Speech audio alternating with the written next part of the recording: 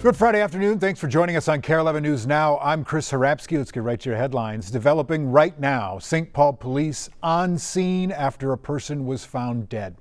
That scene near Edmond Avenue and North Farrington Street. That's in the North Frogtown neighborhood in St. Paul. You can see the investigation appears to be centered around a home there. Police are going in and out, and there's some crime scene tape up around the property there. We'll follow any updates with this story throughout the day. Stick with KARE 11 Plus when we learn more. We'll tell you. Breaking this afternoon, the suspect in a targeted mass shooting attack in South Minneapolis that has now led to the deaths of 4 people is in court for the very first time. James Ortley was arrested on Thursday afternoon and faces several counts of second-degree murder and a charge of being a felon in possession of a firearm. According to court documents, Ortley was in the car with all 5 people he allegedly shot and then took off on foot after shooting them.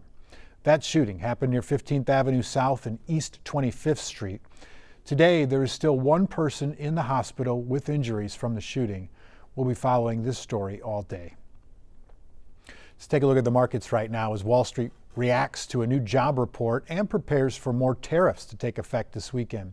That latest jobs report shows us that the U.S. added 177,000 jobs in April. That gain stronger than most economists predicted and stronger than the average monthly job growth in the 3 months prior.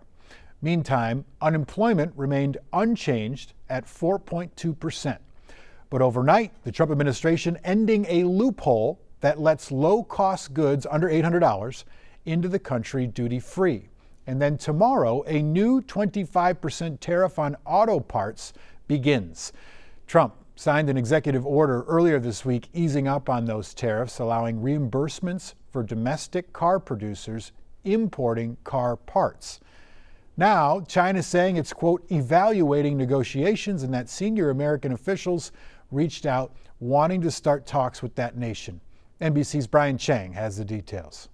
Yeah, and I know a lot of people might be thinking, well, I thought the administration had pared back some of these tariffs. And yes, while it is indeed the case that the administration earlier this week said that automakers could get a rebate, a reimbursement for the auto parts tariffs that they would be paying come effective tomorrow, again, that's not going to blunt the entire impact. You still have some estimates that there could be between $2,000 to $12,000 in more expenses for people that are trying to buy a car. I was speaking with Dan Ariel. He's the director of the Pine Belt Subaru here in Lakewood, New Jersey. He's saying that all this uncertainty is weighing on the industry. Take a listen. They don't even know. Tomorrow, May 3rd, new laws taking place where there may be price increases. But as of right now, no price increases yet. But we are feeling a shortage of inventory currently at all our stores. Cars are built throughout the world between parts and, cars being built here, but the parts coming overseas. So it is a little bit of a mess for us right now. A bit of a mess in part because these tariff policies can be changing in any minute or any second. So because of that uncertainty, there is the worry that, not even do we not know what the price increases will be right now, but going forward the next few months could be very uncertain during what is usually a very busy time for car sales during the year. Thank you, Brian. Developing right now in northern Minnesota, a beloved local radio station may lose a quarter of its budget for next year. WTIP in Grand Marais is getting caught in the crossfire of a federal effort to slash funding for national outlets like NPR and PBS. Right now, it's the only news outlet in Cook County. They get federal funds through the Corporation for Public Broadcasting, which provides money to hundreds of local media stations. That organization could get defunded after a new executive order from President Trump. And the development director at WTIP says it's the local community that would suffer. There's nobody else covering the hospital board or the city meetings or the county meetings. And so without that, the community loses a lot more than just some fantastic programming. It's not great for any public media source to be losing funding, but it's going to impact smaller stations and rural stations in particular at a higher capacity. The funds at risk were approved in 2023. If rescinded, WTIP would lose about $170,000 from its 2025 budget and roughly $240,000 from its budget in 2026. Executive Director Matthew Brown says if all that goes away, they're going to count on their community to help. We definitely hope not to lose any employees and keep everybody employed. That's one of our main things. So we'll have to tighten up some things, and it is pretty scary to think about losing that much money. Local voices like ours is really what brings the news to our listener members. Switching gears today, the chimney that will signal to the world that a new pope has been picked is ready. This morning, Vatican workers hoisted the chimney onto the roof of the Sistine Chapel. It'll be used in burning of the ballots for the conclave that'll elect a successor to Pope Francis. NBC's Ann Thompson has the latest from Vatican City. One more sign today that the Catholic Church is getting closer to electing a new pope. There is a chimney on top of the Sistine Chapel where the cardinals will vote next week. Vatican firefighters installed the chimney today, and that is where the world will focus its attention to see what kind of smoke comes out of that chimney. Black smoke means no pope. White smoke means someone got 2/3 of the ballots and has said yes to being the leader of the Catholic Church. Voting is expected to begin Wednesday evening Rome time after the conclave starts. Now, as far as the meetings of the cardinals that happen every morning here in Rome, well, there are about 180 cardinals in total, but 133 cardinal electors. And there are so many cardinals, so many new cardinals from places all around the world that we understand they are actually wearing name tags so they can get to know each other. As far as issues go, there seem to be three big issues they're talking about. One is the precarious state of Vatican finances. Two is clarity in religious doctrine. And three is continuity in the message of mercy that Pope Francis expressed during his papacy. Now, those 133 electors, it's going to take them time to cast their ballots. They have to write their candidate out on their ballot by hand, fold the ballot, and then walk it up to the front of the Sistine Chapel, swear an oath, and drop it in an urn. So when you think you've got about 133 men who are going to do that, it could take some time. I'm Ann Thompson at the Vatican. Now back to you. Right now, a bill aiming to stiffen DWI laws in Minnesota is headed to the Senate next week after a nearly unanimous vote in the House. The bill is in response to the deadly crash at Park Tavern in St. Louis Park 8 months ago. The person that committed this horrific act had 5 prior DWI offenses. And so my question was, why was he still driving? This bill prioritizes the safety of Minnesotans by keeping repeat drunk drivers off the road.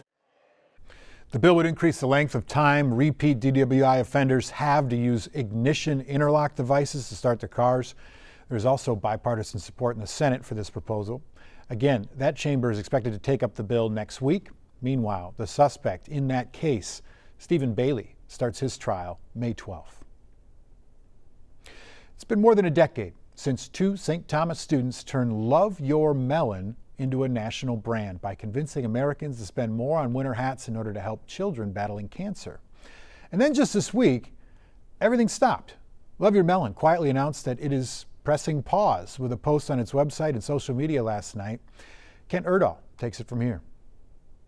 Love Your Melon's impact in 12.5 years can't just be measured in the thousands of beanies it donated to kids battling cancer or the millions of dollars it gave nonprofits. They were really transformational in the growth of our organization. They were a true partner that came alongside of us, believed in our mission, and helped us in every way. Mary Beth Meyer is director of marketing for the Pinky Swear Foundation and the parent of a childhood cancer survivor. Pinky Swear Foundation exists to support families who have a child that is battling cancer. I became involved in Pinky Swear Foundation in 2018 when my own son was diagnosed with cancer. She says Love Your Melon became involved even earlier, and the tight bond with Pinky Swear was a natural fit. They were featured across the country, and they were really known for being there for families when a child was diagnosed with cancer. Which is why, when Love Your Melon suddenly announced that it's pressing pause, it caught them off guard. I actually was watching the news this morning, and I saw the statement that was released on your channel this morning. So that's how I found out. A partner that goes back this long, that's how you found out? Yeah. That's heartbreaking. Yeah. I think what's heartbreaking about this news is that we love Your Melon. We go back with their original founders, and we're just so thankful for that support, but all of us are being hit really, really hard with just the reality of the economic climate this year. We're seeing a 30% increase in demand for our services, and so every dollar really, really matters to us. And so to hear that one of our big partners, big funders is going to pause operations is a really hard pill to swallow. Mary Beth admits the partnership hasn't been as strong since the founders sold Love Your Melon in 2022 to a New York-based e-commerce company called Win Brands Group. Just last week, I know that there was a change in leadership with their organization, and so I was trying to, figure out what funding was going to look like, what their grant system was going to look like this year, but I don't think I'll get a response. Though, in light of all their history, she hopes she's wrong. And this really is just a pause. Truly, in my heart of hearts, hope that Love Your Melon can restructure, reorganize, get back to the heart and the mission that they so beautifully set out to do, because the kids and the families desperately need it. Love Your Melon says they're working on what's next for the brand and its mission of fighting pediatric cancer. And on that front, mHealth Fairview, which has received more than $1.4 million in support over the years, said, quote, "Later this year, we'll celebrate the opening of our Love Your Melon Resource Center, where we will carry forward their incredible legacy of compassion," end quote. All right, get your mint juleps ready. The most exciting 2 minutes in sports. It's just a day away. The Kentucky Derby is back tomorrow. You can watch it right here on KARE 11. It is the 151st year of this big event. The big race starts just before 6 p.m. at Churchill Downs in Louisville. The favorite for this edition of the Run for the Roses is Journalism. Yeah, not like us, but like the name of the horse is Journalism. Don't count out Sovereignty or Sandman in the 20-horse race field. Coverage starts right here at 1:30 tomorrow afternoon. And as we head to break, you got to see this. Check out the incredible show that Kilauea Volcano inside Hawaii Volcanoes National Park is putting on right now. The U.S. Geological Survey says the eruption started on Thursday night. Lava is shooting anywhere between 200 and 300 feet into the air. This is the 19th time the volcano has erupted just this year. We'll be right back with more news and weather.